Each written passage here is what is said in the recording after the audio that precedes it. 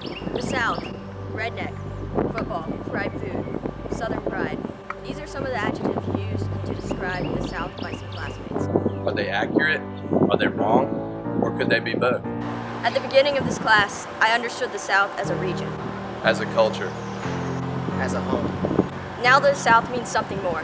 It is a feeling. An accent. A way of life. The South is epitomized by art, race relations, psychology, film, and music. Better known as Steek, the class attempts to answer the age-old question, what is the South?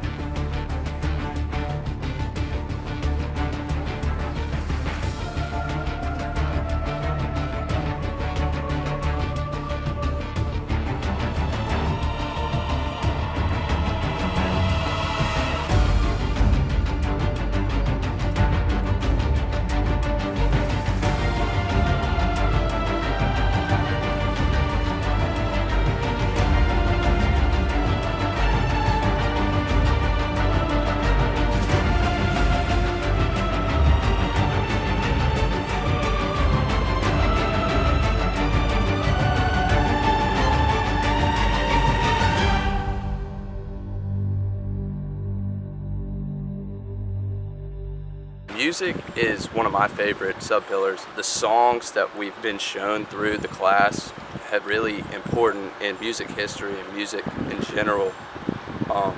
The Swampers, I had no idea their relevance and value in Southern music, and it blew me away when I saw the documentary. I've never had a crazier feeling at school than High Tide. That whole event and the whole class, I was just high on life, because I thought it was one of the coolest things I've done in school. Art was so interesting. I wouldn't have considered myself a very art-savvy person before. Looking at the Southern artist and capturing and captivating what the South is through photography and pictures and paintings, I thought that that was just incredible. The field trip to go see the Christenberry paintings, they were just phenomenal. Through that experience, I have grown to respect art more, and it has taught me that capturing something and displaying it, you can have so many points of view and opinions about everything. When I first came into this class, I had a pretty basic knowledge, of the history of the South, and the history I've been told by the side of my family.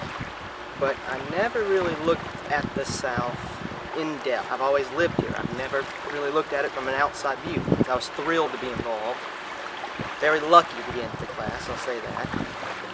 And it really did change my views on it. There was a lot more interesting stuff that I've never thought about with the South. One thing was the economics with Mr. Long. That was one of the most fascinating things. I didn't realize how in-depth the Southern economics were and the politics behind it. The one on populism and the Southern politics, the switch from Democrat to Republican. Something that I've always been fascinated by, but I never understood. And race relations, something I really did not understand much on. I understood Martin Luther King, I understood these, but I didn't realize how major of these events really were in the South, and how it changed, and how maybe in some parts we have not changed. Coming into this class, I didn't really understand the South at all. I actually didn't really like it. I just thought it was someplace that was hot. I didn't really think it was anything special at all. Particularly through film and race relations in this class, I realized that the South is something that's pretty unique. Mostly in 12 Years a Slave, I didn't realize how horrible everything was with race relations. I didn't realize the pure lack of humanity in slavery. I didn't really understand the psychology behind race relations and how it affected everything in the South. Through race relations, mostly in the first lesson, I realized how important it was, the color of your skin, that I didn't really understand in the beginning, or like why it was important or why people felt this way. I kind of just accepted it as part of our society until I realized that it's not supposed to be part of our society, and it's due to the fact of slavery. people see the history of the South, they look at it in a negative kind of way. They see Civil War, they see slavery, but there's also the musical aspect of it. Jazz, I mean even rap and hip hop to a degree, yes. Blues, country. I think the South has honestly gotten progressive.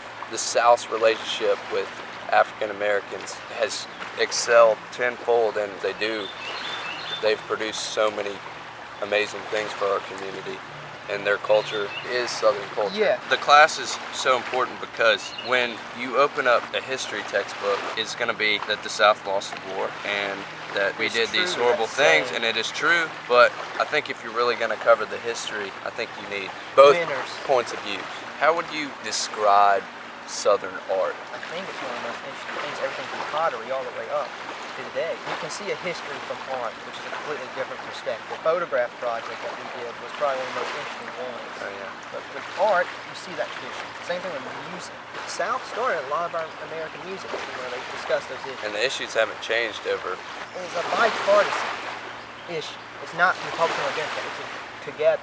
The fact that we can have this conversation and keep it rolling forever and say valuable things that we've learned throughout the class is just an example of how valuable the class was. This class right here, I mean, when we said it was a revolution, it is.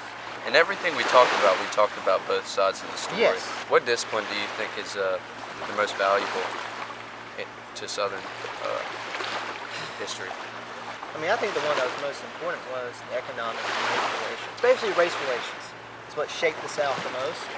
And we're understanding that, going a lot more in depth with it, and understand the economics and why the South, politics is the way it is. I think that was the most important discipline. I agree. Just because, I think the music is the most unique, about the South, but it wouldn't have happened without all of the racial tension. And everything was intertwined. I mean, they all had something to do with each other.